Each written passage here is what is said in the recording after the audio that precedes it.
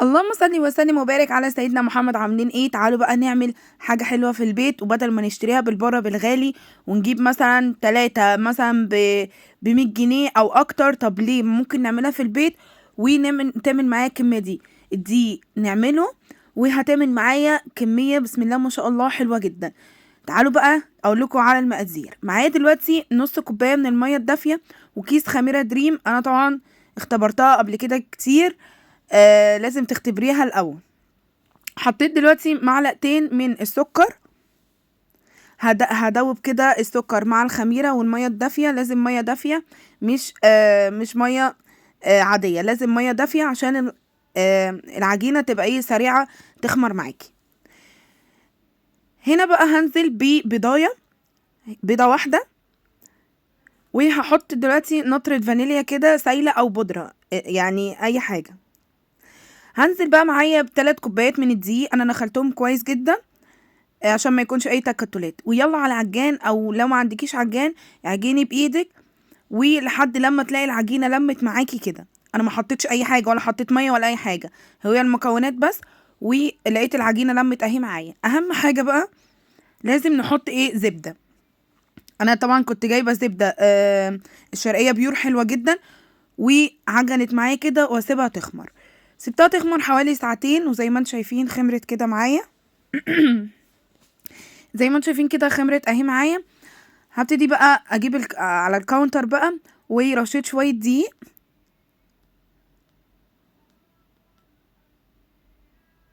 اهو كده زي ما انتم شايفين. هفرد كده بايدي، وبعدين هجيب النشابه. طبعا النشابه لازم تعمليها بالدقيق الاول عشان ما تلزقش في العجينه وتدينا شكل مش حلو. لازم اهو بعمل كده على النشابه بالدقيق، وابتدي افرد بقى العجينه طريه معايا وحلوه جدا. العجينه بجد طريه وحلوه جدا اصلا. وسهل كمان انها ايه وانا بفردها سهله معايا. زي ما انتم شايفين كده فردت اهو بفرد كده، فردت كده على الكاونتر زي ما انتم شايفين. هنا بقى عارفه اللي هي القطاعه بتاعه البرجر. القطاعه بتاعه البرجر دي جبتها برضو من عند مستلزمات الحلواني، هتلاقيه برضو عنده. وابتدي بقى نعمل ايه؟ نقطع كده زي ما انتم شايفين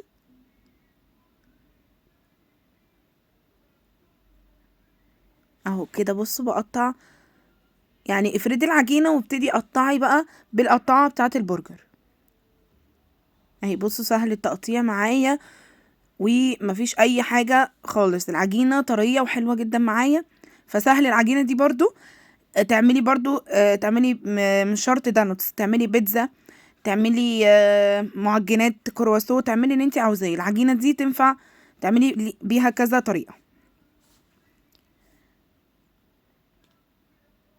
هنا بقى كده هجيب آه اللي هي البلبلة بتاعت بصوا العجينة حلوة جدا معايا وطرية، بوريك اهو.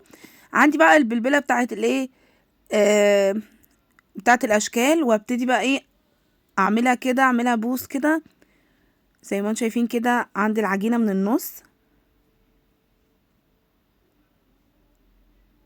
اهو كده. بصوا كل المكونات عندي في البيت. طب ما اعملها في البيت بدل ما اشتريها من بره. بره بامانه يا جدعان والله غاليه جدا، ويعني التلاتة مثلا تلاقيهم ب100 جنيه. طب ليه؟ طب ما انا ممكن اعمل ب3 كوبايات دقيق. هعمل تعمل العجينه تعمل معايا كذا واحده من الدانوتس، مش واحده بس، تعمل معايا حوالي 10 اهو. هنا بقى هجيب ورقه زبده، وزي ما انتم شايفين ورقه زبده اهم حاجه ما تكونش بتلزق. وهبتدي احط كده واسيبها طبعا ايه في صينيه او في صاج. هسيبها طبعا لازم برضو تخمر زي ما انتم شايفين كده. خلصت طبعا الكميه العجينه. بعد ما خلصت اروح برضو بفرد واعمل برضو شكل الدونتس زي ما انتم شايفين لحد ما العجينه تخلص معايا. بصوا خمرت وبقت جميله وحلوه جدا معايا. سبتها حوالي برضو ساعه تخمر برضو تاني. هنا بقى لازم الزيت يكون غزير، والزيت يكون نضيف جدا. واول ما تلاقي الزيت اتقدح معاكي هبتدي انزل بقى إيه بالدانوتس.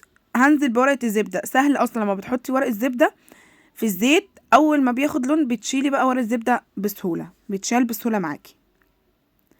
هنا بقى بصوا الجمال بصوا اللون الجميل، اللون الفاتح الحلو ده. بجد تحفه. انا طبعا عامله مولعه الزيت على نار هاديه جدا عشان ما يتحرقش مني، لا ياخد اللون الجميل ده. وبصوا هنا اتشال معايا ورقه زبده بسهوله جدا. بصوا الجمال كده. خلاص اول ما خد من الجنبين اللون الفاتح ببتدي اشيل. بصوا بجد تحفه. والدونتس كمان هش وحلو جدا وطري مش ناشف، اهم حاجه. هنا بقى خلصت الكميه. اي صوصات بقى انت عندك، صوص الشوكولاته طبعا انا كان عندي صوص اللي هو سما، شوكولاته سما، عملتها بشويه لبن وعلى الميكرويف على طول، وساحت معايا زي ما انتم شايفين كده، ساحت معايا حلوه جدا اهو. بس خلي بالكم طبعا عشان احنا في الشتاء لازم ايه اما نخلص الدانوتس لازم ايه تبتدي بقى تسيحي الايه الشوكولاته، عشان لو سبتيها فتره هتبقى ايه جلدت وايه، عشان احنا طبعا في الشتاء خلي بالك. بصوا هنا دلوقتي بنغطس كده صوص الشوكولاته. اي صوصات عندك، عندك صوص الابيض، انا عندي اهو الصوص الابيض اللي هو الشوكولاته البيضه. عندي برضو صوص اللوتس، صوص فراولة، اللي عندك اعمليه. بص بقى الجمال هنا، الشكل النهائي والجمال والحلاوة دي بجد. الدانوتس هش جدا وحلو وطري كمان وزي اللي بره بالظبط. طب انا ليه اشتريه من بره؟ اعمله في البيت واولادي هيفرحوا بيه جدا وهيعجبهم بجد. يلا ما تنسيش تعملي اشتراك وتعملي لايك. باي باي يا